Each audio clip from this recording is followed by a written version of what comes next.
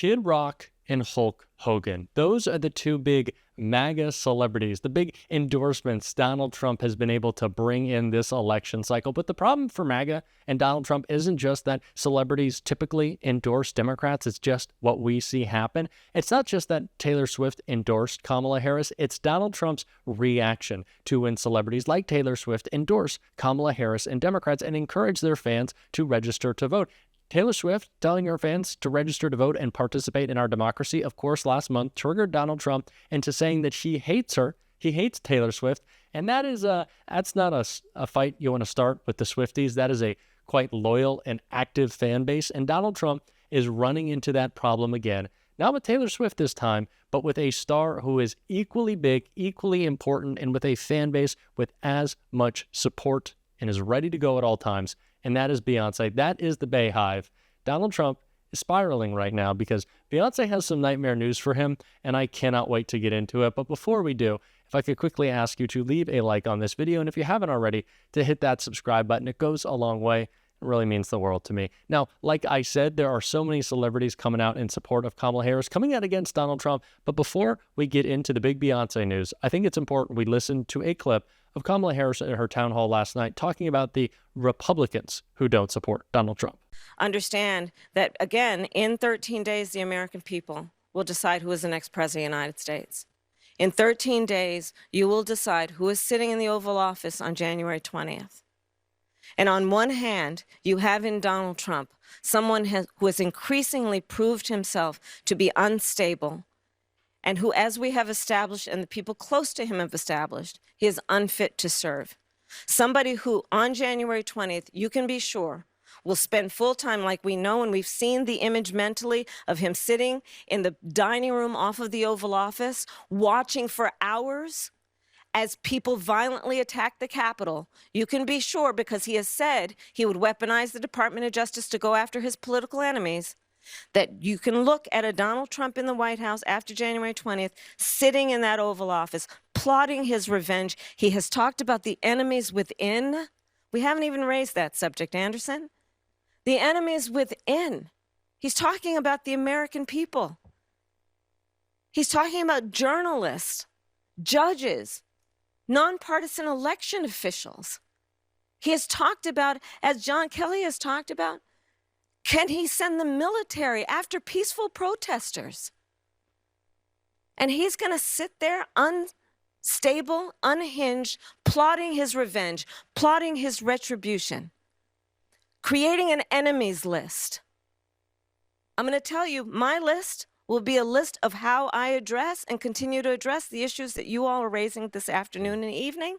It will be a to-do list about how we can impact the American people and lift up the American people and address some of the challenges that we continue to face. When we are talking about the Republicans who observed Donald Trump, the people closest to him, who then came out against him, it's obviously important to make the clear case that they saw how dangerous he is, and that's why they're coming out against him. But we also have to remember that those same Republicans who put some sort of guardrails on the first Trump administration wouldn't be there in a second. It would be more dangerous individuals like Kash Patel, Marjorie Taylor Greene, Matt Gaetz, Steve Bannon in Donald Trump's administration making the decisions about how they are going to attack our country. And so that should be equally as scary as the dangerous warnings that we are seeing out of Donald Trump's former officials. But again, Kamala Harris isn't just getting support from former Republicans, and she's not just talking about those who aren't supporting Donald Trump. She's talking about the big names who are supporting her and coming out against Donald Trump. And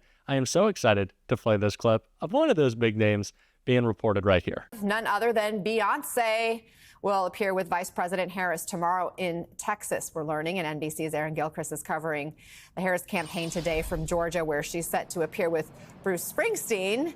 Aaron, the boss today, Queen Bee tomorrow. What more do we know?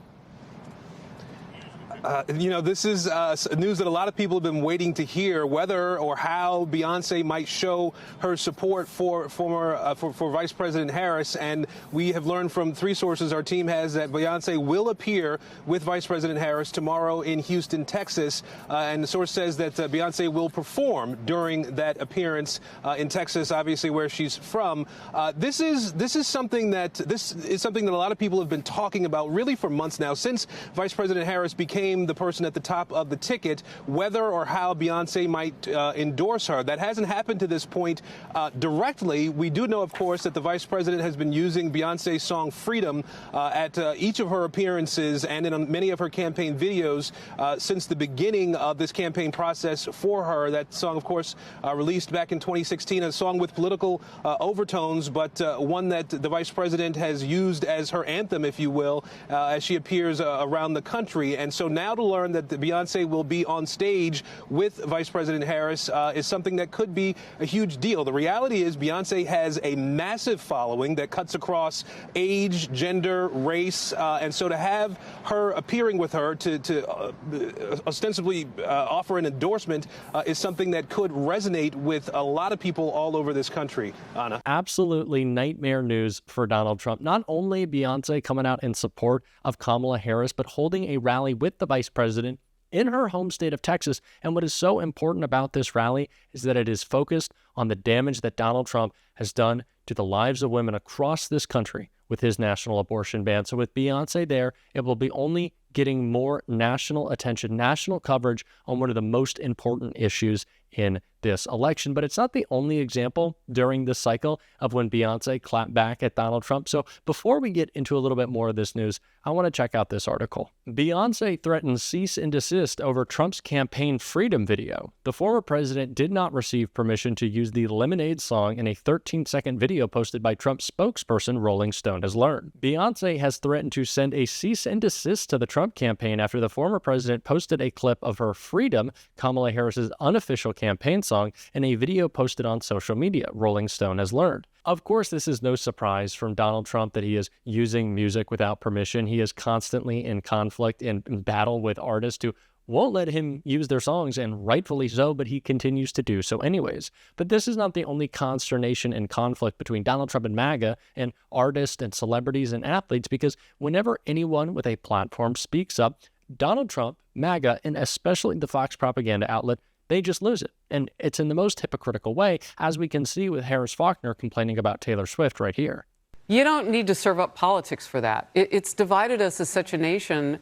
Why can't you go to a concert without that? She can vote any kind of way she wants. She can talk about it off stage. But when people pay to see you, just... What's funny about that clip, and it's just so ridiculous, is that was before Taylor Swift had even endorsed Kamala Harris. The only political action she had taken in the campaign thus far was encouraging tens of thousands of people to register to vote. Now, isn't that something that we would want to support? Having Taylor Swift's young demographic, her audience, get out and register to vote to be a part of the political process? Don't we want people with large platforms using them to encourage getting involved in our democracy? That seems pretty basic from Fox. But it's also pretty hypocritical when you think about who they bring on, who their celebrities, quote unquote, are, who they like to encourage to talk about how they feel about the election, like you can see in this clip right here. Now, Harrison, are you you're supporting Holly? Does this mean you're supporting Donald Trump? Well, I'm supporting the president that's going to be the most pro-life president. I think Donald Trump, topic that is the most crucial topic for me. I want us to be fighting for the most vulnerable, fighting for the unborn. So if you were unfamiliar who that guy was, speaking to Laura Ingraham, sitting next to Josh Hawley, it was Chiefs kicker Harrison Butker, who, of course, has a little bit of NFL fame, but really got famous over the summer with his misogynistic comments, his anti-woman address that he gave at a college. And it's clear that Harrison Butker has his political leanings. They are very much in line with the MAGA ideology, but he's a celebrity. So shouldn't he just shut up and dribble like you told LeBron to, Laura? Shouldn't he just shut up and sing like Fox has told Taylor Swift to? No. Because he supports Donald Trump, because he supports Josh Hawley, because he supports the MAGA ideology, because he's a misogynist, you want to air his views? Yeah, That is exactly the hypocrisy that we see from MAGA in response to a Beyoncé coming out in support of Kamala Harris, wanting to focus on abortion rights, wanting to focus on a woman's fundamental freedoms. That's the type of reaction we see when Taylor Swift encourages her young fans to register to vote and participate in the political process. They freak out. But when Harrison Butker says women should stay in the kitchen, they want to put them on prime time. Hypocrisy at its finest. And speaking of hypocrisy in the state of Texas, I think now that we're talking Texas, we got to give a little shout out to Colin Allred with this clip right here. I have to say, you can't be for the mob on January 6th and for the officers. You can't. And it's not funny because you're a threat to democracy. Sure. I was on the House floor when we went through the votes. I remember when you objected to the results in Arizona. Y'all at home might remember where you were on January 6th, what you were doing. I know where I was and I know where he was. I remember when they told us to reach under our seats for these gas masks. I didn't know we had because they had deployed tear gas in the rotunda. The officers locked all the doors. We barred the doors the president walks through to deliver the State of the Union with furniture that we usually use to hold paper. And I texted my wife, Allie, who was 7 months pregnant with our son, Cameron, and at home with our son, Jordan, who wasn't yet 2. Whatever happens, I love you. And I took off my suit jacket, and I was prepared to defend the House floor from the mob. At the same time, after he'd gone around the country lying about the election, after he'd been the architect of the attempt to overthrow that election, when that mob came, Senator Cruz was hiding in a supply closet. Wouldn't we want to see Ted Cruz kick his butt back to Cancun? I know I do. Gosh, and I really hope the state of Texas does as well. So if you got friends in Texas, I do. I'm calling, I'm texting, I'm making sure they're voting. Please do the same. We're going to keep talking about this every single day. And if you want to support that, as always, you can hit that subscribe button. You can leave a like on this video. And if you stuck around to the end, you can drop a blue heart in the comments. And until next time, I'll see you soon.